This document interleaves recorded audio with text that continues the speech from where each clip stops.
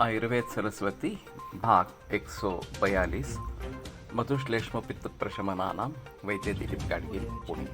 तो वैसे देखा जाए तो कफ की पहली दवा लंघन यही है, और खास करके जब साम कफ होता है उसके साथ आम जुड़ा होता है तो लंघन ही आवश्यक इस प्रकार का है। और मैंने काफ़ी मरीजों में इसका प्रयोग किया है।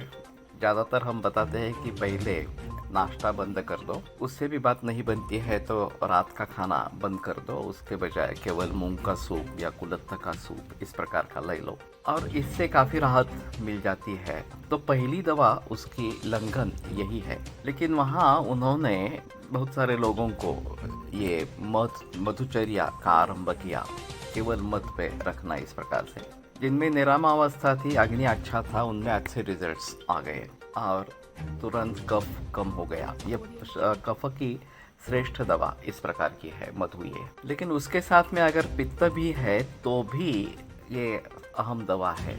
श्लेष्म पित्त प्रशमनानाम ऐसा बताया गया है। तो कफ और पित्त दोनों को मध कम करता है, और इसलिए जब इस प्रकार के कुछ संसर्ग हो, कफ और पित्त दोनों मिलकर काम कर रहे हैं और खास करके उसमें कफ का प्राधान्य इस प्रकार का है, तो मध अकेली ही एक अच्छी दवा इस प्रकार की है। सिर्फ बात ये होनी है कि हमें शुद्ध मध मिलना जरूरी इस प्रकार का रहेगा, और फिर सामावस्था नहीं होनी है और अग्नि अच्छा होना है, क्योंकि मध पचन होने में गुरु है तो वो भारी पड़ सकता है। तो जैसे हम बाकी लोगों में दूध के बारे में कहते हैं कि जब भूख लगे, जितनी भूख लगे उतना दूध लेना, उसी प्रकार से जब भूख लगे और जितनी भूख लगे उतना ही मधु लेना, मध लेना। कफ या कफ पित्त प्राधान्य अगर है तो ये निश्चित रूप से अच्छी तरीके से काम करती है।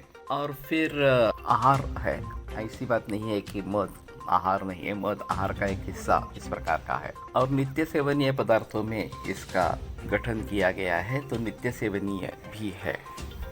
कुछ धर्म के अनुसार मध निषिद्ध है, जैसे जैन धर्म में मध का निषेध माना गया है। मुझे उसका पता नहीं है, शायद मधुमक्खियों की कुछ हिंसा होती होगी, ये कारण रहेगा। लेकिन अगर हम अभी के तरीके से मधुमक्खी का पालन करते हैं, जिसमें मधुमक्खियों को मारा नहीं जाता और ये पूरा अहिंसक इस प्रकार का तरीका है, तो शायद मालूम नहीं जैन इसको एक्सेप्ट करेंगे या नहीं करेंगे। लेकिन ये एक अहम दवा है, इसमें कोई संदेह की बात इस प्रकार की नहीं है।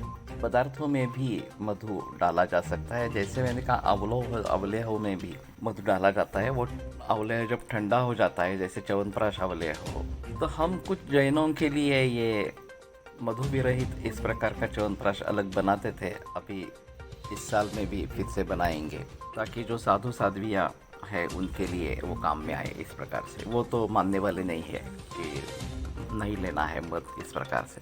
तो खैर, अगर काढ़े में भी मध डालना है तो काढ़ा ठंडा होने के बाद छान कर लेना और फिर उसमें मध डालना, यही तरीका है। और बाकी पदार्थों में भी अगर मध का प्रयोग करना है तो ठंडे पदार्थों में ही करना है, ये एक अहम चीज़ इस प्रकार की रहेगी। मैंने ऑस्ट्रेलिया में अदरक और शहद का आइसक्रीम देखा था। थोड़ा अनूठा है, लेकिन उसके शैत्य को कम करने वाले अदरक और कफ बढ़ाने की क्षमता कम करने के लिए मधु, ये अच्छा कॉम्बिनेशन इस प्रकार का रहेगा।